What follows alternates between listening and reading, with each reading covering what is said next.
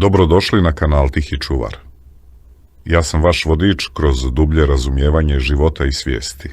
Ako cijenite sadržaj koji istražuje misterije uma i postojanja, obavezno se pretplatite i aktivirajte zvonček za obavijesti. Vaša podrška omogućuje nam da nastavljamo donositi ovakav sadržaj koji može promijeniti vaš život. Danas ćemo zajedno istražiti jednu od najrevolucionarnijih ideja koju možete razumjeti, moć sadašnjeg trenutka i zašto prošlost i budućnost, kakve ih obično doživljavamo, zapravo ne postoje. Ova ideja možda zvuči apstraktno ili čak nemoguće, ali do kraja ovog videa vidjet ćete kako ovo razumijevanje može potpuno transformirati način na koji doživljavate stvarnost. Ovo nije samo filozofija, ovo je praktičan put prema slobodi od patnje i prema autentičnom življenju. Pripremite se za putovanje koje će promijeniti vaš odnos prema vremenu, pamćenju i planiranju zauvijek.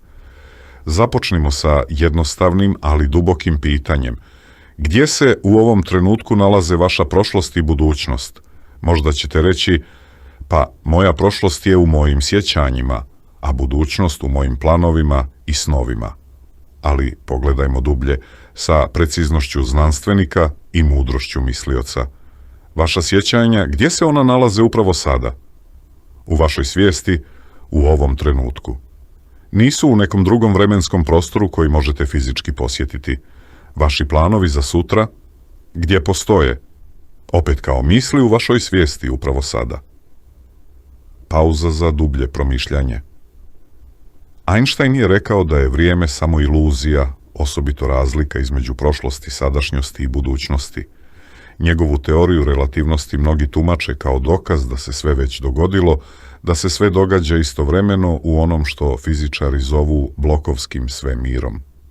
Kvantna fizika ide još dalje, pokazuje da se sve događa u vječnom sada, a ono što mi doživljavamo kao linearno vrijeme je samo način kako naš um obrađuje informacije. Čestice ne poznaju prošlost i budućnost, one postoje u stanju potencijalnosti sve dok ih ne promatramo u sadašnjem trenutku, ali ne morate biti fizičar da biste ovo razumjeli kroz direktno iskustvo. Zaustavite se za trenutak i primijetite. Možete li doživjeti bilo što van sadašnjeg trenutka? Možete li se stvarno vratiti u prošlost ili skočiti u budućnost? Čak i kada sanjate o budućnosti ili se prisjećate prošlosti, taj čin sanjanja i prisjećanja se događa sada. Nema bijega od sadašnjeg trenutka jer on je jedina stvarnost koju možete direktno doživjeti. Naš um je sofisticirana mašina za stvaranje vremena. On konstantno skače između prošlosti i budućnosti, stvarajući narativ o tome tko smo bili i tko ćemo biti. Ali dok se um bavi ovom mentalnom gimnastikom, život se događa ovdje i sada. Razmislite o ovome. Koliko dragocjenih trenutaka ste propustili dok ste žalovali za nečim što se dogodilo jučer? Koliko je trenutaka prošlo u anksioznosti zbog nečega što se možda neće nikad ni dogoditi? Koliko puta ste bili fizički prisutni, ali mentalno odsutni? Eckhart Tolle, jedan od velikih učitelja sadašnjosti našeg vremena, objašnjava da većina naše patnje dolazi iz dva mjesta. Kajanja zbog prošlosti i straha od budućnosti, ali ako ni prošlost ni budućnost ne postoje izvan naših misli, što to govori o prirodi naše patnje? Ovo je ključno uvješavanje. Patnja nije u tome što se dogodilo ili što se može dogoditi. Patnja je u našem trenutačnom odnosu prema mislima o tome što se dogodilo ili što se može dogoditi. Zamislite da imate bolno iskustvo iz prošlosti, prekid veze, gubitak posla, izdaju prijatelja. To iskustvo je gotovo. Postoji samo kao memorija u neuronskim mrežama vašeg mozga, ali ako se stalno vraćate na tu memoriju, doživljavate bol sada. Memorija sama po sebi ne može vas povrijediti, jedino vaš sadašnji odnos prema toj memoriji stvara patnju. Isto vrijedi i za budućnost. Možete biti zabrinuti zbog zdravlja, financija, odnosa, ali ta zabrinutost se doživljava sada. Sutrašnji dan ne postoji nigdje osim u vašoj mašti, a ipak mu dopuštate da vam otruje jedinu stvarnost koju imate ovaj trenutak. Neuroznanstvenici su otkrili fascinantne detalje o tome kako naš mozak obrađuje vrijeme. Ono što mi doživljavamo kao sadašnji trenutak zapravo je mozak koji integrira informacije iz posljednje trećine sekunde. To znači da čak ni naša percepcija sada nije istinska trenutnost. To je nedavna prošlost koja se predstavlja kao sadašnjost. Naš mozak stvara iluziju kontinuirane sadašnjosti iz diskretnih okvira iskustva. Ali evo što je važno. Čak i ako je naša percepcija sadašnjosti tehnički zakašnjela, to je i dalje jedini trenutak u kojem možemo djelovati, osjećati, voljeti, stvarati, biti svjesni. Istraživanja meditiranih umova pokazuju nešto još fascinantnije. Kada se ljudi duboko usmjere na sadašnji trenutak kroz meditaciju, njihov mozak pokazuje povećanu aktivnost u područjima povezanima s pažnjom i smanjenu aktivnost u taksamaksiv default mode network, mreži koja je odgovorna za mentalno lutanje kroz vrijeme. Kvantni fizičari govore o vječnom sada, ideji da se sav prostor vrijeme događa istovremeno, a naša percepcija linearnog vremena je samo ograničenje naše svijesti. Hugh Everett, treći u svojoj Many Worlds interpretaciji kvantne mehanike, sugerira da se svi mogući trenuci događaju istovremeno u paralelnim stvarnostima. Meditatori tisućama godina govore nešto slično.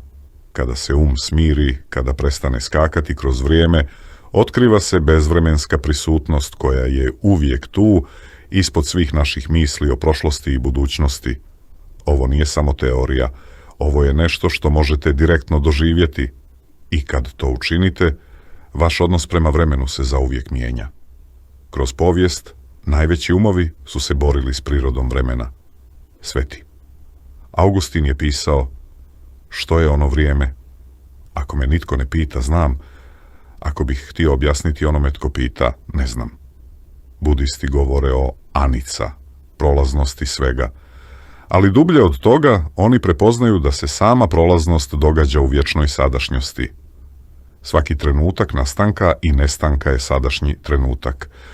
Hindu filozofija govori o kala, vremenu kao maja, iluziji koja skriva vječnu stvarnost sada. U Bhagavad Giti Krišna otkriva Arđuni svoj kozmički oblik u kojem se sva vremena događaju istovremeno, ali ne morate se oslanjati na antičku mudrost. Moderna psihologija potvrđuje ono što su kontemplativci uvijek znali. Sreća, mir, kreativnost, ljubav, sve se događa u sadašnjem trenutku. Kad analizirate svaki trenutak istinske radosti u svom životu, primijetit ćete da ste bili potpuno prisutni. Dijete koje se smije dok se igra, ljubavnici u trenutku intimnosti, umjetnik u toku kreacije, svi su u stanju potpune prisutnosti. Paradoksno, što više pokušavamo uhvatiti sreću planiranjem budućnosti ili analizom prošlosti, to nam više izmiclje. Sreća nije destinacija koju dostižemo, to je način putovanja koji se naziva prisutnost. Kako ovo razumijevanje mijenja vaš život na konkretnim načinima? Prvo, oslobađa vas od nepotrebne patnje.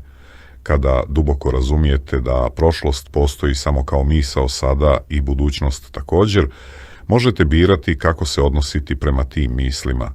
Ne morate biti žrtva svojih sjećanja, ne morate biti rob svojih strahova. Ovo ne znači da ćete postati emocionalno otupjeli. Naprotiv, kad prestanete gubiti energiju na mentalne borbe s prošlošću i budućnošću, postajete emotivno autentičniji i reaktivniji na ono što se stvarno događa. Drugo, otkriva nevjerojatnu moć kreativnosti. Sva kreativnost se događa sada. Einstein je svoje najveće uvide dobio u trenucima duboke prisutnosti. Svako rješenje problema nastaje u sadašnjem trenutku. Svaki čin ljubavi, svaki trenutak radosti, svako nadahnuće, sve se događa sada. Kad prestanete tražiti kreativnost u planovima i počnete je nalaziti u sadašnjoj otvorenosti, postajete kanal za nešto veće od vašeg običnog uma. Treće, povezuje vas s životom na najdubljem nivou. Život nije priča o prošlosti ili plan za budućnost. Život je ovo, vaš dah sada, vaše srce koje kuca sada, vaša svijest koja sve ovo čita sada. Vaša sposobnost da volite, da se divite, da budete zahvalni, sve se to događa sada. Četvrto, donosi prirodni mir. Kada prestanete se boriti s prošlošću koju ne možete promijeniti i budućnošću koju ne možete potpuno kontrolirati, ostaje samo ovo. I u ovom trenutku, uglavnom, sve je u redu. Ne mislim da problemi ne postoje, već da je rješavanje problema nešto što se događa sada, ne u anksioznom razmišljanju o budućnosti ili kajanju zbog prošlosti. Možda se pitate, kako da živim u sadašnjosti? Zar ne moram planirati budućnost i učiti iz prošlosti? Zar ovo nije nepraktično? Ovo je važno razumjeti. Živjeti u sadašnjosti ne znači postati iracionalan ili nezodgovoran. Naravno da možete koristiti memoriju i planirati. Razlika je u tome da li vas koriste misli o prošlosti i budućnosti ili vi koristite njih. Kada svjesno pristupite planiranju, to radite sada. Kada svjesno učite iz iskustva, to se događa sada. Razlika je u kvaliteti svijesti s kojom to činite. Evo nekoliko konkretnih načina da se povezujete sa sadašnjošću. Tehnike usmjerenja pažnje. Primijetite svoj dah. Dah se uvijek događa sada. 3 duboka udaha mogu vas trenutno vratiti u sadašnjost. Osjetite svoje tijelo. Tjelesne senzacije su uvijek prisutne. Skenirajte tijelo od glave do pete. Slušajte zvukove oko sebe. Oni se događaju sada. Čak i u tišini postoji kvaliteta zvuka. Mentalne tehnike. Primijetite svoje misli bez suđenja. Čak i promatranje misli se događa sada. Označite misli kao mišljenje o prošlosti ili mišljenje o budućnosti umjesto da se u njih zagubite. Postavite sebi pitanje što se događa sada i zaustavite se da stvarno primijetite. Emocionalne tehnike. Dopustite emocijama da budu prisutne bez potrebe da ih mijenjate ili objašnjavate. Primijetite gdje u tijelu osjećate emocije. Emocije su tjelesni doživljaj koji se događa sada. Cilj nije da prestanete razmišljati o prošlosti i budućnosti. Cilj je da prestanete se gubiti u tim mislima, da se identificirati s njima kao jedinom stvarnošću. Postoji još jedna dimenzija sadašnjosti koju važno razumjeti. Sadašnji trenutak nije samo ovaj konkretan moment s njegovim sadržajem, mislima, osjećajima, senzacijama. Sadašnji trenutak je sama svijest u kojoj se sve to pojavljuje. Misli dolaze i odlaze, osjećaji nastaju i nestaju, ali svijest koja ih promatra ostaje. Ta svijest je vaša najdublja priroda i ona je uvijek sadašnja.